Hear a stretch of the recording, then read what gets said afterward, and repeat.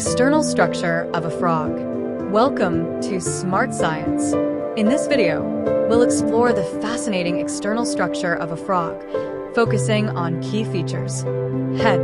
The frog's head features large, bulging eyes for enhanced vision, a wide mouth for capturing prey, and small nostrils called external nares for breathing. Behind the eyes lies the tympanic membrane, which acts as an eardrum for detecting sounds. Trunk body. The frog's body is covered in moist skin, which aids in respiration. Its forelimbs are short for support, while the hind limbs are long and muscular, ideal for jumping and swimming. Cloaca and adaptations. At the back, the cloaca serves as a common opening for excretion and reproduction. The frog's webbed feet help it swim efficiently. Sexual characteristics.